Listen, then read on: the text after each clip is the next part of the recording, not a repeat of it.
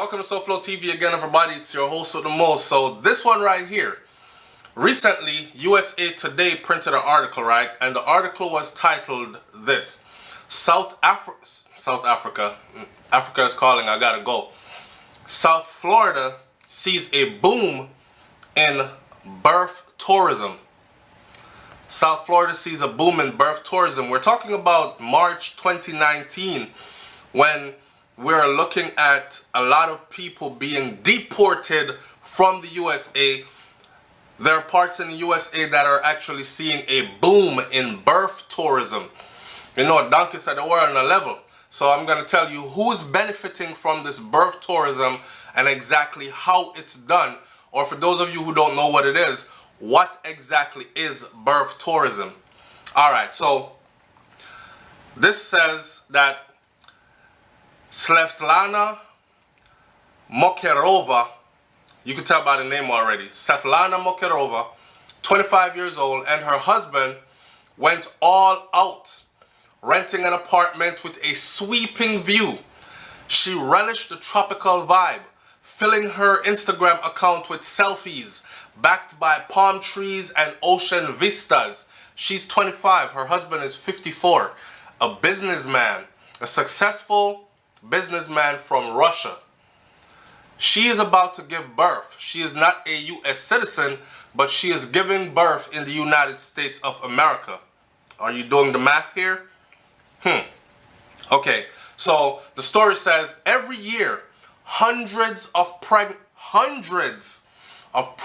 Russian women travel to the United States to give birth so that their child can acquire all the privileges of American citizenship. Where is Donald Trump's wife from? Just a question, I don't know. Do some research and leave that answer in the comment section below. They pay anywhere, listen, you might think it's free for them, right? They pay anywhere from $20,000 to $50,000 US dollars to brokers. They're actually brokers that organize this whole trip for them. Brokers who also arrange their travel documents, their accommodations when they get here, whether it's a hotel suite on the beach with a beachfront view, a maid, whatever they want, and hospital stays. Often it is done in the state of Florida. Right here in Florida, where I'm at right now doing this video. Right here in Florida, where Haitians are sent back to Haiti in numbers. Dominican Republic people, Puerto Ricans are sent back, people from Jamaica and other parts of the Caribbean, which are just 90 miles or a little bit more outside of the USA, are sent packing in record numbers. Here you have Russians from all the way to the other side of the globe coming here and having babies at hundreds per year. $20,000 to $50,000 per pop. And we're talking US dollars here. So while the cost is high, their children will be rewarded with the opportunities and the travel advantages that are not available to their Russian countrymen or even their parents. The parent themselves may benefit someday as well. How, you ask? Well, if you are born in the United States of America, you are considered a United States of America citizen. Right. So, what they will do is they'll come here and they'll have the baby. The baby is born here, it's recorded, has a birth certificate from the United States of America, then the baby is sent back to Russia to learn their roots, their home language, their culture, their customs. And then when that baby hits a certain age, that baby is sent here. Whether it's to boarding school or to relatives here or whatever that baby has, or if not, as that baby gets older and become of age, that baby comes here to live because that baby is a citizen of here. Now that citizen can one day file for their parents to come here. You understand what I'm saying? So it's like a long-term investment for them, to the tune of $20,000 to $50,000 US dollars per pop.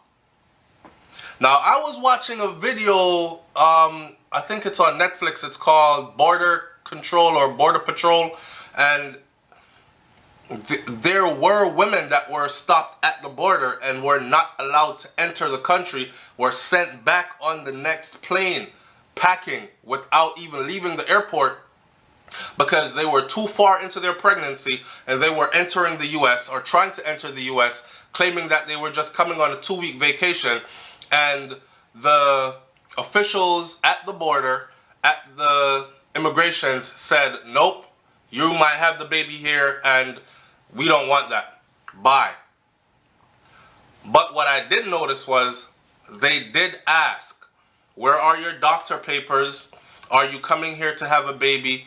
And you know it's about $20,000 to $50,000 to have a baby here, right? How much money do you have towards that? I also saw an episode where there was a Chinese woman and she did have $20,000+ to pay for having the baby here, and she was actually allowed into the country. So are they selling citizenship? Money talks, right? All right. And decidedly un-Russian climate in South Florida and the posh treatment that they receive in the maternity wards. Because they paid, and you know how it is here. If you're paying in a hospital, you're treated like you're in a luxury hotel. If you're not paying, you're probably treated like a number that they find very hard to get to. Unlike dismal clinics back home in Russia, this can ease the financial sting and make the practice seem more like an extended vacation for them. The Russians are part of a wave of birth tourists that includes sizable numbers of women from China and even Nigeria. So China, Nigeria, and Russia, these are 3 powerhouses, and they're actually investing in their children's future by using a loophole that is in the US Constitution and making sure that their children are born citizens of a soil that they see as prosperous with more opportunities for that child. So it would take getting some money together then, securing a visa, coming through for a visit, and paying to have that baby there. President Donald Trump, however, has spoken out against the provision of the US Constitution that allows birthing or birthright citizenship, and he has vowed to end it, although legal experts are divided on whether he can actually do that. Now, we did a video before where we talked about that birthright citizenship, and we were under the impression that, okay, Trump is trying to end birthright citizenship, meaning if you were born here, you can still have your citizenship revoked. That is a misinformation. What he's trying to stop is tourists knowing that they're 8-9 months pregnant, coming through, having their babies here, and then going back. So now they can say, well, my daughter is a citizen because she was born in the US. And that creates a whole nother world where you have individuals that are entitled to what citizens are entitled to. Now, it's a tricky scale. I'm not either for or against. I want to hear what my audience has to say. Because just like how President Trump uses loopholes in the tax laws to file bankruptcy multiple times and secure his wealth and his businesses and his investments, it's the same way that people have found this loophole to use in the constitutional laws of the US. And they are using it for, let's say, the betterment of their children's future then, right? Although there has been stated cases of authorities arresting operators of birth tourism agencies for visa fraud or even tax evasion, coming to the US to give birth is fundamentally, perfectly legal. Russians interviewed by the Associated Press said that they were honest about their intentions when they were applying for their visas. And they even showed the signed contracts with the doctors and the hospitals. So it's not like they came in like, we're going to sneak in, pretend we're on vacation, suck your tummy in, honey, look like you're not pregnant. No, they came in with paperwork, a signed agreement by Dr. So-and-so of so-and-so hospital that was going to induce labor, give birth to baby, so on and so forth. There are no figures on how many foreign women travel to the U.S. specifically to give birth. The Center of Immigration Studies, a group that advocates for stricter immigration laws, estimated that in 2012 alone, about 36,000 foreign-born women gave birth in the U.S. and then immediately left the country. 36,000 in 2012, 1 year. The Russian contingent is clearly large. Anton Yakmenev of the Miami Care Company that arranges such trips told the AP that about 150 Russian families a year use his service alone, and that there are about 30 such companies just in his area in Miami, Florida alone. Wow. This is a booming business then. If 100 to 150, do the math. If 100 to 150 families use your service per year, and the fee is $20,000 to $50,000 per pop, we're talking a whole bunch of money here.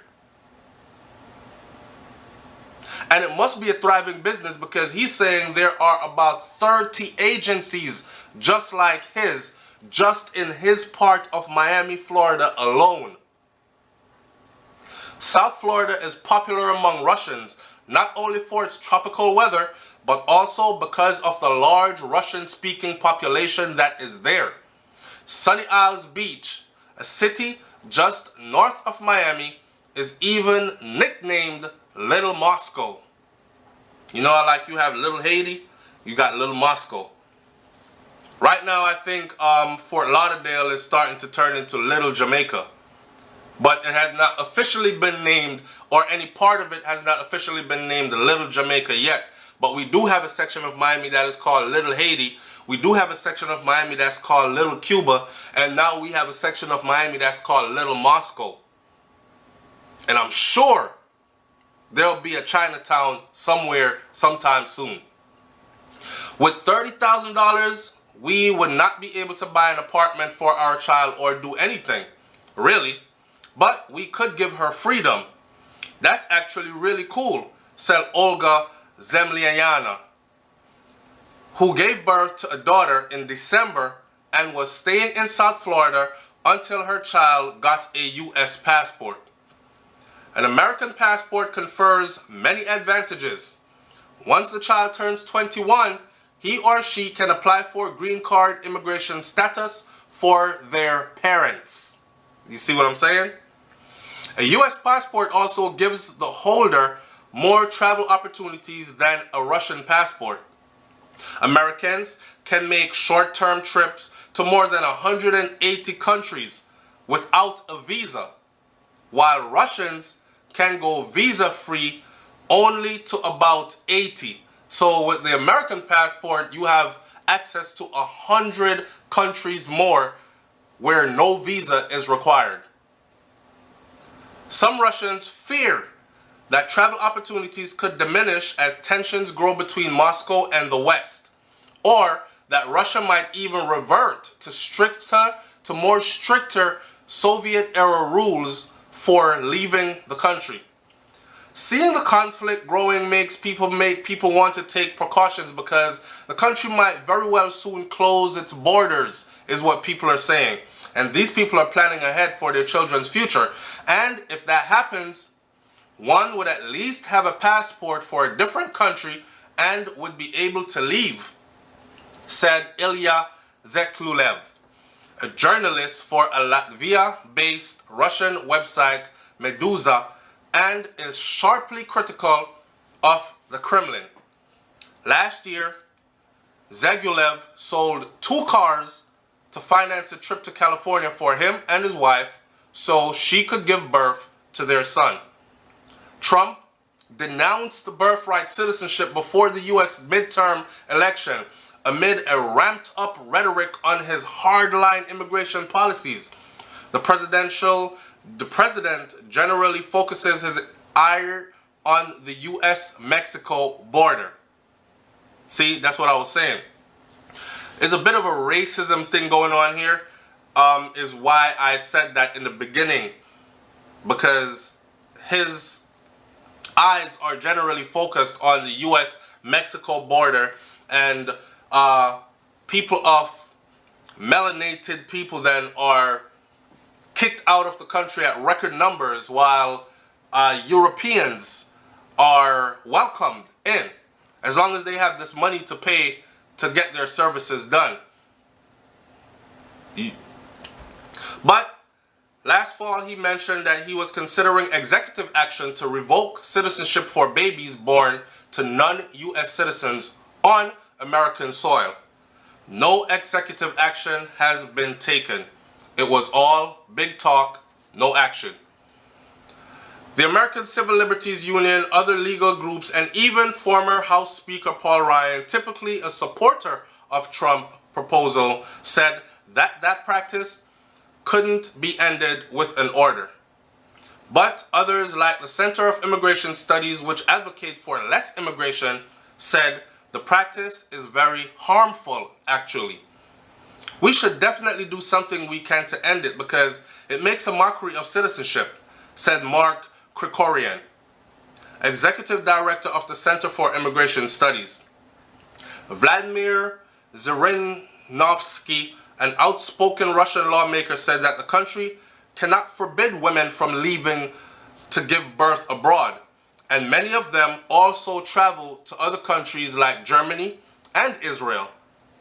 Trump is doing everything right because this law is used as a ploy. People who have nothing to do with the US use it to become US citizens, Zhirinovsky said. Floridians have shown no problem with the influx of expectant mothers.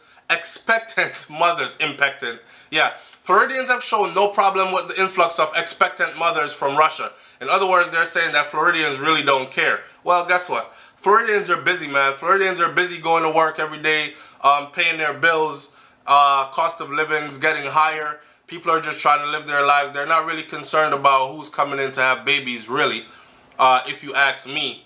And that's just speaking for the common man. You know what I mean? Now, Zakmanev, the agency manager, said that he believes that it's good for the state because it brings in sizable revenue, which you're talking about taxable money, 20 to 50,000 a pop, 100 to 150 people using one agency, and there are over 30 of these agencies in one concentrated area in Miami, Florida. Think about the revenue. I'm asking you to use your calculator and do some mathematics here. So yes, money is coming in. So those in a position of authority who you would think should care, do you think they would really care? We're talking millions and millions of dollars here. Svetlana Mokerova and her husband went all out.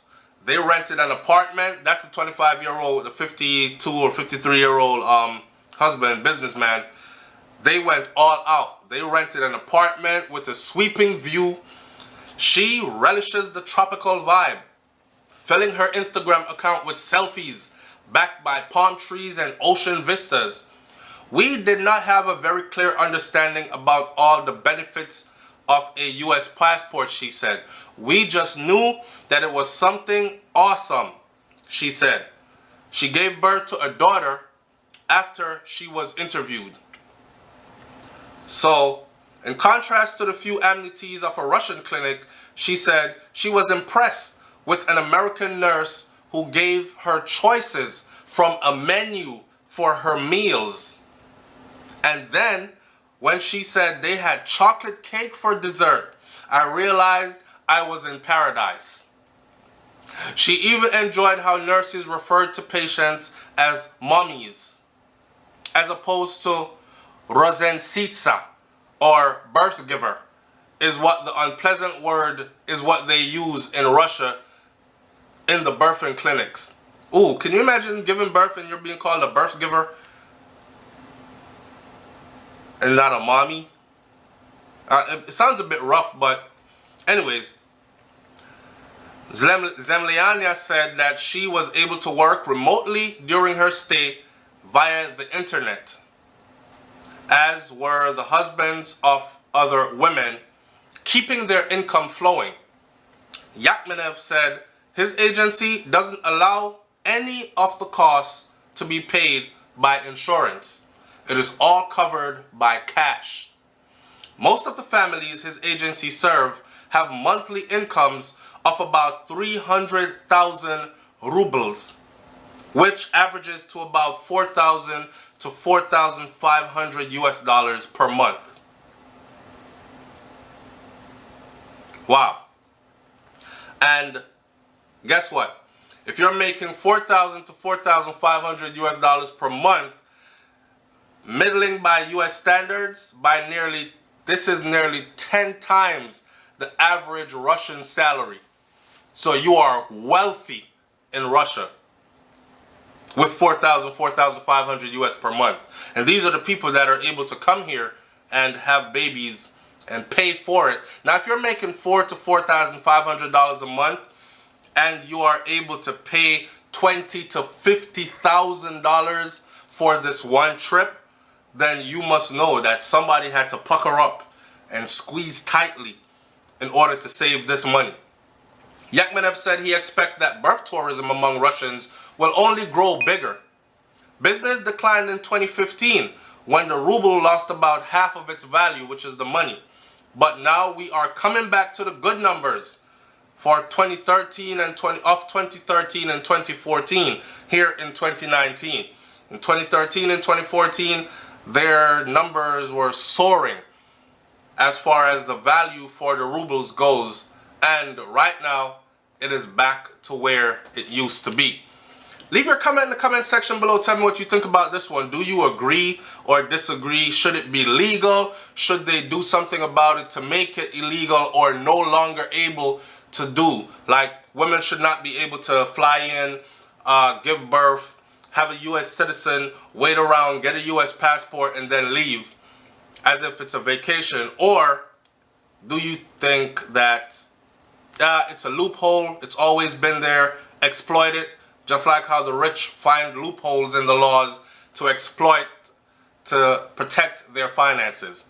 Leave your comment in the comment section below. And another interesting point I want you to elaborate on in the comment section is the treatment that, because when we say immigrants or illegal immigrants, we automatically think of people of color, like Mexicans, the border, illegals, Jamaicans, Haitians.